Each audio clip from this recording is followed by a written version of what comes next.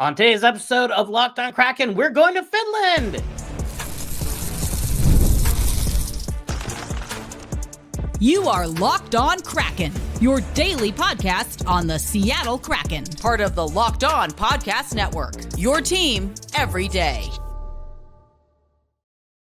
Hello, I'm Zaiem and I'm with Davy Jones Locker Room, covering the Seattle Torrent and the Seattle Kraken, and welcome to Locked on Kraken, part of the Locked on Podcast Network, now the #1 sports podcast network. And one administrative note is that Glenn Dreyfus will no longer be part of the show moving forward, and so this is now turning into a solo show. I promised you that I will bring the same level of dedication and commitment and preparation and passion to making this the best possible show that we can make this. Let's make this the best show, the #1 show on all the entire Locked On Podcast Network. Why not? Let's dream big and let's go. And I'm excited to share with you this journey as we figure it out together. And I have a lot of ideas and ways to make this show really pop off. And so I'm really excited. I'm really looking forward to this new chapter and this new look in the Locked On Kraken legacy. But we have exciting news to talk about, which is that now, and when I say exciting news, I don't mean like, this is exciting for a 6th-year expansion franchise or, given the circumstances, exciting. Wait, did he say 6th year? The Kraken are in their 5th year. Well, yes, because this is legitimately a big deal exciting, right? This is not run-of-the-mill exciting or like, well, you have to put these caveats to make it exciting. The Seattle Kraken are going to be playing games in Helsinki, Finland, November 12th and 14th, 2026. These are regular season games. So this is part of the NHL Global Series. The Kraken are going to be playing both games against the Carolina Hurricanes at the Veikkaus Arena in Helsinki, Finland, and not a preseason exhibition game. These are meaningful regular season games that go in the standings. And with the identity that the Kraken have spent the last 5 years constructing, it kind of feels like this series was kind of made for them in a way. Let's talk about why. So the NHL doesn't pick teams for the Global Series randomly. They look at rosters, they look at market appeal, and they look at stars who will sell tickets in Helsinki. And we have 2 Finnish players who just won the bronze medal on the Kraken. And then there's also the branding. According to Todd Lewicki, the Kraken CEO, he said, quote, "We are kindred spirit with the Finnish people, including many attributing the Kraken's origin to the Norwegian Sea. We look forward to being there, joined by scores of Kraken fans, and a first for our franchise." Right? You have the maritime branding, you have the connection to the Norwegian Sea, you have the organization's marketing with the cold and the water in the north. And so that marketing and the identity really feeds very, very nicely with this Scandinavian imagery. Also, the Kraken have at least 2 players from Finland for now. Kaapo Kakko, who has been playing really well since the Olympic break, and he is going to be walking into that arena and he'll be wearing a Kraken sweater, and that place is going to go absolutely nuts. Like, imagine him scoring a goal there in front of the home crowd, and all of Finland goes, "Hey, Kaapo Kakko." Yeah. Like that place is going to explode. And we heard from Kaapo Kakko, and when you hear what he had to say. I know you're obviously not from Helsinki, but what are you kind of excited to show your teammates, like kind of experience with them and get them all there? Yeah, I mean, Moni is asking me all the time what we're going to do out there, so I got to set something up. I mean, Tolvi is from there, so he knows better, and then, I mean, I've been there also, and then, I mean, there's a lot of good restaurants, there's a lot of things we can do, maybe a sauna or something, so, but I mean, we still have a lot of time to set something up. He did mention Eli Tolvanen, who is from Helsinki, and we heard from him. It's maybe a little awkward because he's an unrestricted free agent this summer, so we don't actually know if he's going to be on the team next year when they make the trip over to Helsinki. And I don't know if this would move the needle at all, if this is important enough for him to at least consider if maybe signing with the Kraken versus somebody else, and this was a tiebreaker. I don't think this is going to be like, I'm going to take $2 million a year less because of the games in Helsinki. But he did have an interesting thing to say about what he wanted to show his teammates. It's going to be really cool. Something I dream of playing in an NHL game in Finland. I have family, friends over there. Be able to play in Helsinki too. It's spiritual.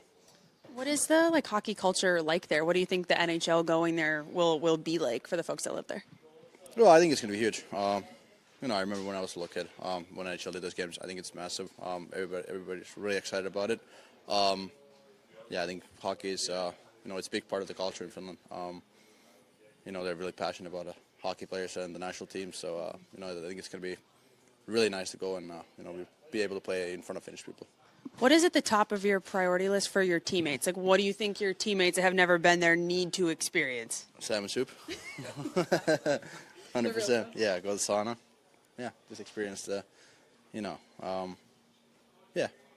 think those are the biggest things. I found it really interesting that salmon soup was his answer. He just snapped that one off. And also, because we have access to salmon here, and it's like, are there just no Finnish restaurants in Seattle? I can't think of any. I was looking at the recipe, and it's something you could totally make here. It's just salmon, and then a lot of butter and cream, and leeks and dill and carrots and potatoes and salmon, and it sounds delicious, and also with a lot of fat.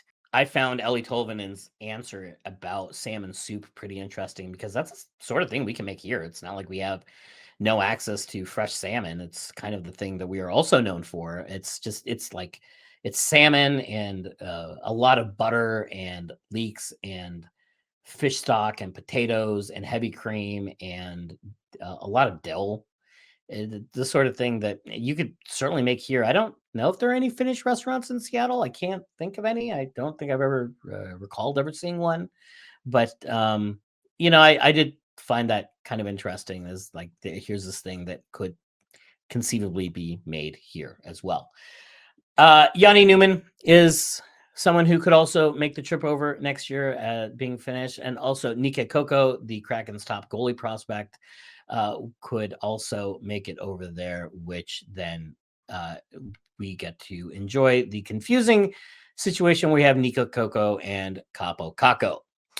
The venue is pretty interesting. It's got a story behind it. So the Veikkaus Arena, which was known as the Hartwall Arena, is been one of the homes of Finnish hockey's biggest international moments. Some of them hosted NHL games. It's been around since 1997, but when Russia invaded Ukraine, it shut down because it was owned by Russian businessmen. And when the European Union's sanctions kicked in, they couldn't conduct events there. So there was no concerts, no hockey, nothing. It was just dark. And Finnish authorities and investors were trying to figure out how to transfer ownership without violating international law. But last year, they got it all worked out. They got the ownership transferred. It's now a Finnish investment group. And so the building is now alive and running again. They even made renovations to modernize it.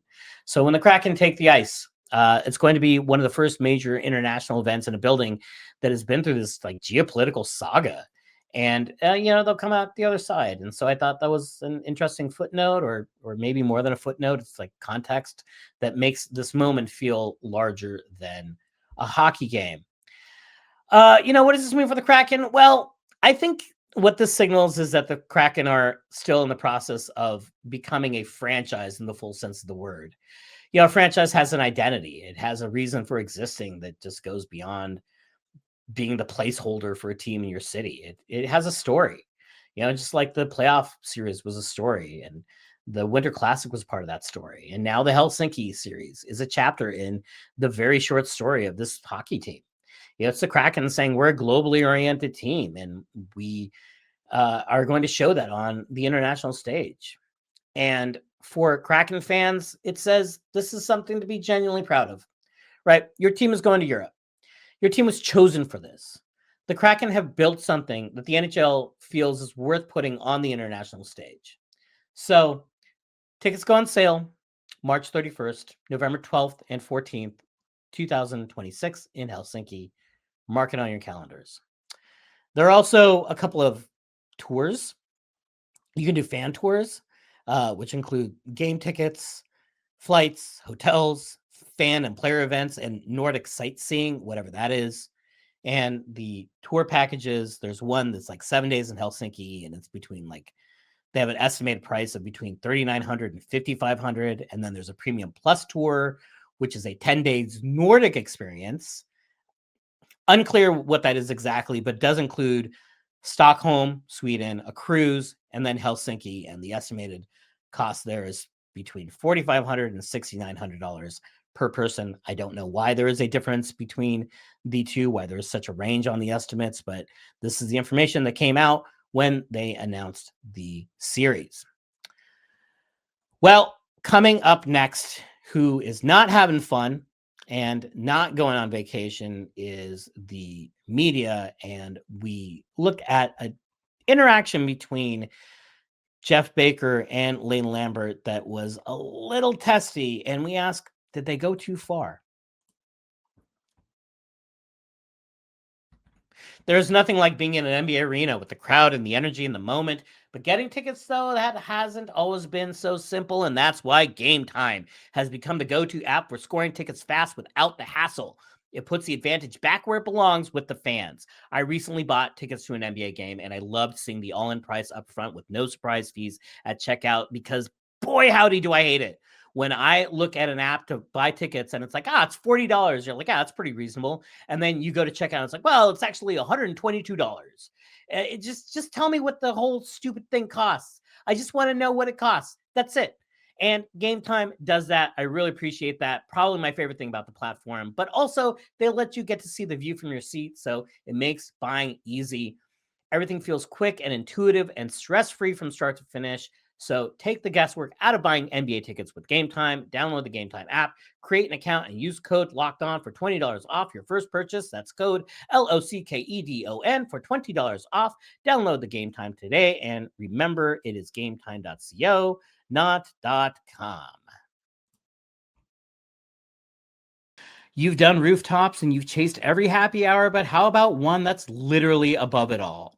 After 4 p.m., the Space Needles Pint and a Pie takes happy hour sky high, and just for $35 per person, you get entry, your choice of a sweet or savory tip-top pie, and a pint of beer, wine, or a non-alcoholic drink. Whether you're pre-gaming for the Kraken, warming up for Climate Pledge, or just here for the views, this is your night on another level. Pint and a Pie. Limited time offer, 21 plus only, minimum to purchase. Tickets at spaceneedle.com. Don't forget to check out the Everydayer Club for ad-free episodes and access to a group chat with other listeners of the show. Tap the link in the show notes or go to lockedonpodcast.com/everydayer. There's a tension in sports that I think a lot of fans feel but don't always fully examine, and it usually comes out after a bad loss or when a player is frustrated or when a coach is annoyed, and then a reporter asks a tough question. Their fans say, hey, come on, man, like these guys are trying their best, like why are you badgering them right now, like why are you making it worse? And I totally get that instinct, right? Because nobody wants to see someone cut off the ice after a brutal night and get interrogated like they're on trial because the power play went over 4 and they got outshot 32-17 in that game. But I think that reaction, while understandable, it misses something important.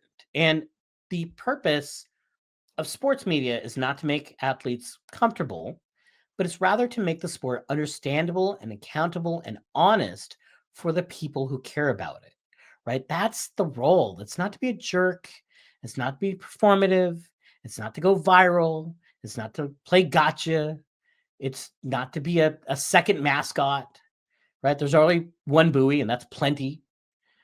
And I was thinking about that because of a exchange on Saturday between Kraken VP of Editorial Jeff Baker and Lane Lambert that I found pretty revealing. So let's take a look at that. It's easy to talk about urgency and stuff when a team is losing, and sometimes there is urgency there even when they are losing. Where do you kind of draw the line between, because they haven't gotten the results? So is the urgency level, do you think, high enough when they take the ice? I think our guys are working. I think there's times when we're making young mistakes, and I'm not gonna sit here and rip on my players. If that's what you're getting me to try and do, it's not going to happen. A couple of them ripped on themselves in there. Good. So, well, that's fine. That's up for them to do that, but I'm not going to do that in the media. So on the surface, it's a little testy, but underneath that, I think it shows what healthy media attention is supposed to look like. At the exchange is basically Jeff is asking Lane about urgency. He said, framed in a way I think is pretty fair, right? Just asking, like, when a team is losing, people naturally talk about urgency. So where do you draw the line between a team simply not getting results and a team not playing with enough urgency? And I think that is a very fair question. It's not media cruelty. It's not, Jeff isn't trying to embarrass Lane Lambert. This is just a reporter asking about something the fans want to wonder, because they do want to wonder when a team is losing. Fans want to know, is this a systems issue? Is it a talent issue? Is it a confidence issue? Is it a discipline issue? Is it an effort and urgency issue? Right? That distinction matters. It matters to the fans. And I think also Lane Lambert's answer was also completely fair, because he's like, hey, you know what? We're making mistakes, but I'm not going to sit here and rip on my guys. I'm going to protect my guys. I got my guys back, and I'm not going to, throw them under the bus to the media here. And if that's what you want, if that's what you're trying to get me to do, then I'm not going to do that. Right. That's totally understandable. Right. The coach, his part of his job is to have his players back. And so even though Jeff follows up by saying, hey, a couple players, they ripped on themselves in there. And he's saying, I'm not inventing this out of thin air. Your own players are using this kind of language. And Lambert's response is basically, you know what? That's their choice, but I'm not going to do that myself. And I think all of that is fair. I think Jeff's question was fair. I think Lane Lambert's was fair. And I think that tension comes from the fact that Jeff is asking for a diagnosis. And what I think Lane Lambert heard, especially in the aftermath of another very difficult loss, was he heard an invitation to assign blame. The reporter asks a real question, and the coach asks, or he decides how far he wants to go publicly. And that little bit of friction is, I think, a sign that the system is working well. And so people ask, like, well, why can't reporters just leave them alone? Like, why is this necessary? And what they're asking for, what really is being asked for, realize or not, is a world with less scrutiny and more controlled storytelling. And that world exists, and it's called Team PR, right? Team PR is not evil. Teams need communication staff. Teams need official channels. Teams need to tell fans about transactions and events and injuries and features and community work and all that. And the media relations people at the Kraken are wonderful, delightful. They're just the best people. Really kind and polite and great to work with and professional. I don't have a bad thing to say about the Kraken PR media relations team. They're fantastic. But PR and journalism are not the same thing. PR serves the organization and journalism serves the public. And if media is absent, then the only people telling the story are the people with the most incentive to sanitize it. And then when that happens, the fans lose, because it's not that they don't get no information. Yeah, you'll get plenty of information. You're just not going to get unfiltered information. You're going to get polished information. You're going to get approved information. You're going to get the hockey version of, like, we liked what we did tonight. We got pucks in deep and got shots to the net, right? That's what media is there to cut through. And the reporter is a proxy for the fan in the room. Now, I understand it's a little weird because Jeff is employed by the team. But in this case, what he's doing, he's just functioning as the same role he was doing when he was asking the same questions while traveling on the road with the Seattle Times before being hired by the Kraken last year. And so his behavior and his role is functionally the same. So, but I did want to acknowledge that, because I mean, that is certainly worth noting, a detail worth calling out. But what the fan can't do is they can't ask whether the issue is execution or urgency. And they can't ask whether a losing streak is about structure or confidence. And they can't ask whether the thing that the coach is saying actually matched the thing that we saw. And that's what the reporter does. Now, trying your best does not exempt you from questions, right? Like, players and coaches, they're trying their best, usually, right? They are. But if you could hide behind effort, then every person in every important public-facing role could just hide behind that. Like, hey, Mayor, why did the policy fail? Well, we tried our best. Like, why did the company lose $80 billion on the metaverse. Well, but we really cared. Why did the team give up 4 odd man rushes in the second period? Well, the vibes were good, right? Like, that's just not how that works. Effort matters, respect matters, but so does accountability. And accountability does not mean cruelty. Now let's acknowledge this. A tough question is not automatically a good question, right? There's bad media out there. There are lazy reporters and performative reporters and antagonistic reporters and people who confuse hostility with toughness and who they think their job is to become part of the show and part of the story, right? Those people exist, but bad journalism is not an argument against journalism. It's an argument for better journalism. Just like a bad referee or a bad call is not an argument against officiating entirely. The answer is not to remove the role. The answer is to do the role well. And good sports media does more than hold people accountable. It also enriches the experience of a fan, explains systems, it adds context, it tells human stories, it captures emotions, it documents moments, it creates a historical record. Without media, what is a season? It's just a highlights and a standing pages and a series of just really carefully edited clips.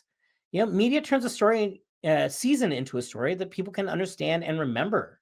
Sometimes the most important role is not after a loss or during a slump, but when an organization would not rather discuss something at all, right? We had Kyle Beach and the Chicago Blackhawks, or a less horrifying situation when the Coyotes were publicly saying, "Hey, no, we're great. No problem. We're not moving. What? Moving? What do you mean?" But the real story was coming out from the independent reporters reporting that, hey, this team is in dire straits with their arena situation, and they ended up moving to Utah. But if you would not know that hearing from the team, right? And so it's about setting a standard that says people with power, visibility, and influence do not get to fully script the narrative. And in sports, where fandom is emotional and tribal, and people very understandably want to protect their guys, it's very easy to forget that. And so fans hear a tough question and they think that the reporter is attacking the team, but they're not attacking the team. They're respecting the audience enough to ask what needs to be asked. And so I like that Jeff Lambert exchange. Was it dramatic? It was barely spicy by normal standards. Nobody flipped a table, right? This was just a little polite little cocky custody battle over what the question was really asking. But, it showed the function and the role. And it's highlights the job that Jeff is doing, which is not to create comfort, but to create clarity. And, the sports reporter is not there to make the coach's night easier, but it's there to make the fan feel less in the dark. And that's the job. And, here's the other thing is these players and coaches, they get paid a lot of money and they understand. They've made it very clear that this is part of the process, that in exchange for making lots of money, for making millions of dollars, you're going to have to face some questions, about your performance. And that's just how that goes. And it's part of the deal. And it's always been part of the deal because fans, they spend a lot of money on this, and TV partners spend a lot of money, and a lot of people spend money and time and emotional energy, and they want accountability. And this is the form that accountability takes. Coming up next, the Pacific Division. Is it the weakest ever? Ever? We'll find out. What if sports were traded like markets? Now you can put your sports IQ to work in real time with Robinhood prediction markets. It's not you against the house. It's you participating in a live market. You can buy or sell your positions live all game long. Use your sports knowledge in moments that matter. Robinhood prediction markets changes the game. It's people moving the action. So when momentum shifts, you can move with it. I always knew the game, but never had a dynamic way to apply that knowledge. Now I can actually take part live in a market powered by people. You're no longer a spectator. Play by play, you decide. Trade every play with Robinhood. Now available across the U.S. Download the Robinhood app now to begin. Futures and cleared swaps, trading involving significant risk and is not appropriate for everyone. Event contracts are offered by Robinhood Derivatives LLC, a registered futures commission merchant and swap firm. I wanted to look at the Pacific Division on Saturday. All the Pacific Division teams lost. And is this the weakest division ever? It's a tricky question to ask because point systems have changed and the number of divisions has changed. And then you now have the introduction of the loser point. So points percentage changes. And so it's like you got to pick a methodology and just go with it. But what I will say is this. The case that the Pacific Division is the weakest division is a pretty strong one. So let's look at this season, first of all. The point differential or goal differential inter-division, the Atlantic has a plus 102 against other divisions, the Metro 38, Central plus 59, all in plus territory. The Pacific Division is minus 199 goals, right? They have a goal differential of negative 199. This doesn't include yesterday's games, so it's a game off, but it is just ridiculous how much the other divisions are beating up on the Pacific, beating up on the terrible Pacific, and then accumulating the points and padding their records, and it is just a disaster. Now, I also looked at the division leaders by point percentage in the 4-division era since 2013, and Anaheim this year is by far the weakest of all the division leaders with just a 586 point percentage. Is really just, this is such a historically weak division. Also, the Pacific Division never been good. It's in fact has been the worst or second worst in each of the last 9 seasons. And more often than not, almost always finishing last in points percentage.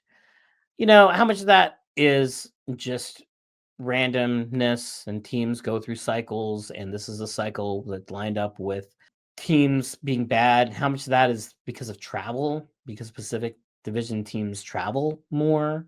And then how much of this season in particular, because of the travel and because of the wear and tear and then the compressed schedule, is that affecting the way that teams are able to perform in the Pacific? And is this having an cumulative effect? I don't know, but it's real bad. You know, the division is real bad. I have looked at other divisions, and so before 2013, there was the Southeast Division. There was also the Northwest Division. So in terms of points percentage, the 25-26 Pacific is not the worst, it's 4th worst. But here's why I think it actually does set it apart. First of all, there's no elite team at the top, right? The Ducks are not an elite team, but you had the Ovechkin's Capitals, you had the Canucks with the Sedin twins. We don't have anyone like that in this division. Second, the goal differential, aggregate goal differential, which we just looked at, is right now minus 199 and is on pace for minus 233, which the previous worst was minus 129. Right? We're looking at 100 goals worse, roughly, than the previous worst division in this metric. That is stunning. That is mind-boggling. 100 goals, that's so many goals. it's really just like you really like sit in and appreciate how bad this is. Now the Kraken are currently you look at it and like they're not in terrible playoff positioning, but the playoff odds look pretty bleak despite the division being as weak as it is. What I did is I looked at all of the scenarios and just ran a simulation, and we're like, okay, you build a strength model. You say, all right, team A, let's say the Tampa Bay Lightning, and they're playing the Kraken, and based on all of these factors, we estimate Tampa Bay to win 65% of the time. And then if you apply these factors and you test it and you say, okay, well, I think my prediction is this team will win 65% of the time, and this team in this other situation will win 52% of the time. You test it, and 65% of the time you're accurate on this guess, and 52% of the time you're accurate on this other guess, and then that tells you, okay, this is your model accuracy. I have done some simulations here, and so I wanted to first look at the Kraken's probability of just making the playoffs at this point. And we got 500 simulations, and we just run the scenarios, right? We just play out the rest of the season, and based on the strength of the team, they win a certain percentage of the time. And what we find is that Seattle will make the playoffs, according to this, somewhere around 14% of the time in simulations. Now, 14 isn't zero. I mean, it feels like it, right? 86% chance of not making the playoffs feels like it's rounding up to 100, but that 14% really matters. It's 1 in 6. Like if you were in a contest that they would randomly pick 1 out of 6 players, and there were 6 of you, you're not sitting there going, well, there's absolutely no chance. I'm dead. I can't. Right? How could I? How could I? 1 in 6 is like, I mean, it's obviously not like a good place to be in, but it's not zero. It's nowhere close to zero. So that's a little bit of optimism here, and I wanted to look at, okay, if the Kraken are, because if you look at the standings, that like everything looks within striking distance, and I wanted to look at one of the simulations. I took one of the medium most common outcomes of how it plays out, and just look game by game. This is what we have here. So, we just go by game, and we say, okay, the Kraken, they have a 30% win probability against Buffalo, and then they lose, and they have a 49% probability against Utah, and they win or they lose, and you just go with the probabilities based on the model, and you can see that as the Kraken go through the remainder of the schedule, they just don't quite get there, because if you are winning at the rate that you're winning, which has not been very much recently, and the Kraken have not been very good recently, and they've only been able to beat up on like really bad teams or teams are really injured, like the Florida Panthers, then you can't really assign a high chance of them winning a bunch of these games. It's like, okay, well, if they're a good team, maybe they're 55% to beat Vegas instead of 40%. Or whatever the numbers are, and then that affects your probabilities considerably. But given how well the Kraken have been playing, and even though the rest of the division is not playing well, right? And I totally get that, right? This isn't a vacuum. They've put themselves, the Kraken have, too far behind the 8 ball, and now they got to climb out of it, and they cannot afford to have another losing streak. It's just well, first they got to get off the current one. They got to stop the bleeding, and then they can't start bleeding again, because we're running out of time, and this team has run out of margin for error. And if they want to make the playoffs, even in this weak division, they have to play better. And I don't know if this team is capable of playing better. I would like to think so, but even earlier when they were winning, they were doing it off of elite goaltending, and that's a really, really tough thing to ask from your goalies all season. And I don't think the team in front of the goaltenders is good enough to compensate for that in a meaningful way. Hopefully I'm wrong. Hopefully Lane Lambert finds something in the systems or finds something in the formula that can recapture what was happening earlier this season when they were winning a lot.